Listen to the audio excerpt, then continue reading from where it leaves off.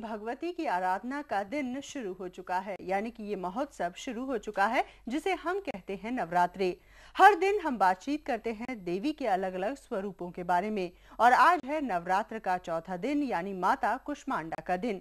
इस स्वरूप के बारे में चर्चा करने के लिए इस वक्त हमारे साथ स्टूडियो में मौजूद हैं ज्योतिष अलंकार SK शर्मा जी। बहुत बहुत स्वागत है कार्यक्रम में आपका। धन्यवाद। तो सबसे पहली बात आपसे ये जानना चाहेंगे, माता के कुष्मांडा स्वरूप की हम चर्चा कर रहे हैं, किस प्रकार का स्वरूप है माता का ये और इस स्वरूप का महत्व क्या है? ये माता दुर्गा का कुष्मांडा स्वरूप,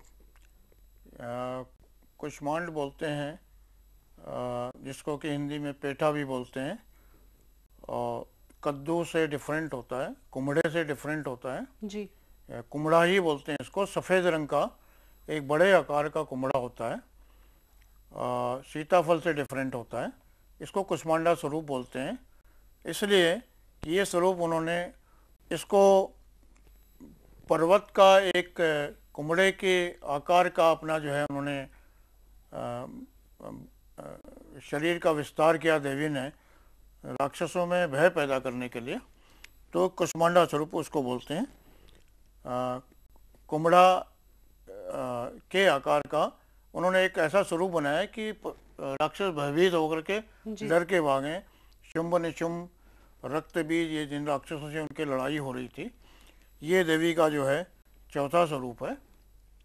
और 8 हाथों वाली ये देवी हैं और एक हाथ में माला और एक हाथ में हथियार लिए शेर पर सवार होकर के इन्होंने राक्षसों का वध करना शुरू किया। जी, अगर इस स्वरूप की हम बात करें तो माता कुष्मांडा का जो पूजा पाठ किया जाता है उसकी विधि विधान क्या होते हैं? किस प्रकार से माता कुष्मांडा को प्रसन्न किया जा सकता है? जी, माता कुष्मांडा स्वरूप की पूजा करने के लिए, जैसे कि और दूसरे स्वरूपों की पूजा के बारे में मैंने वर्णन किया, जी। दुर्गा शक्ति के रूप की उपासना करने के बाद में कुष्मांडा स्वरूप की उपासना करनी चाहिए। शक्ति का जो मंत्र सभी 9 देवियों के लिए जो मैंने बताया, या देवी सर्वभूतेषु शक्ति रूपेण संस्थिता नमस्तस्यै नमस्तस्यै नमस्तस्यै नमो नमः, इसको मंत्र को बोल के उसके बाद में जो नवरात्रि का चौथा दिन कुष्मांडा देवी के जो पूजा अर्चना की जाएगी जी। तो वहाँ पे बोला जा सकता है, या देवी सर्वभूतेषु कुष्मांडाए रूपेण संस्थिता नमस्तस्यै नमस्तस्यै नमस्तस्यै नमो नमः। जी। 2 बाई 2 फुट का एक चौड़े आकार का, चौकोर आकार का एक आसन बनाना चाहिए। उस पे सफ़ेद और लाल रंग के वस्त्र उसके ऊपर बिछाने चाहिए।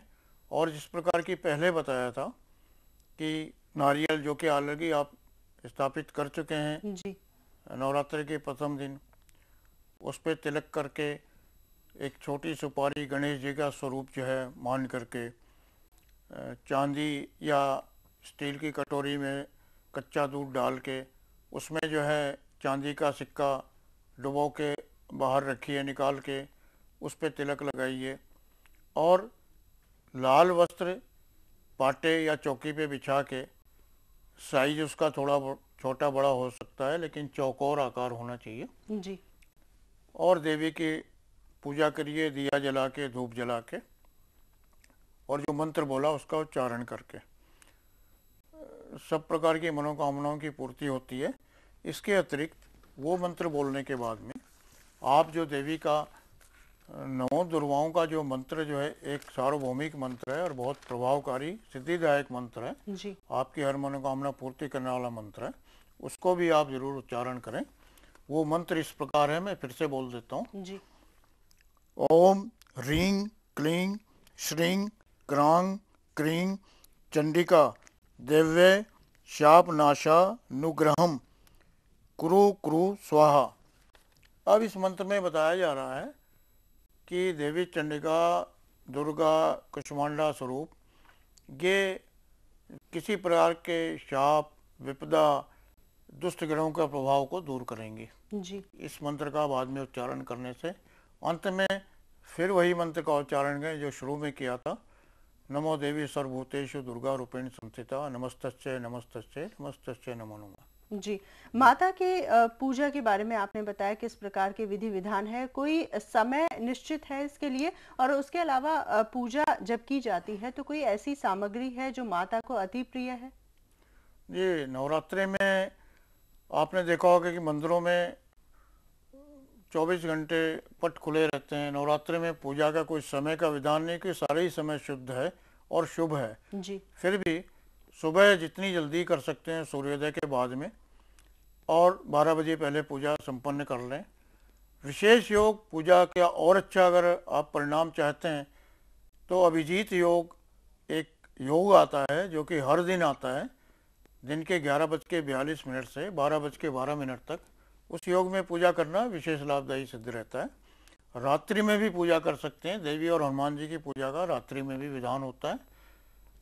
पूजा का समय कोई विशेष निश्चित नहीं है, लेकिन कोशिश करें या तो सुबह 12 बजे पहले करें या रात्रि में 8 बजे बात करें, 12 बजे पहले करें रात्रि में। जी, चलिए, आपने बताया किस प्रकार से माता को प्रसन्न किया जा सकता है। माता भगवती सदैव अपने भक्तों पर कृपा बनाए रखती हैं, लेकिन विधि विधान जो गुरुजी ने बताए हैं उनको अपनाकर आप अपनी मनोकामना को पूरा कर सकते हैं। और फिलहाल हमें रुकना होगा एक बहुत ही छोटे से ब्रेक के लिए, और ब्रेक के बाद जब हम वापस लौटेंगे तो ये जानने की कोशिश करेंगे कि माता की कुष्मांडा स्वरूप का अलग अलग 12 राशियों पर किस प्रकार का प्रभाव पड़ता है। आप देखते रहिए हमारा ये खास कार्यक्रम ग्रहों की जाल।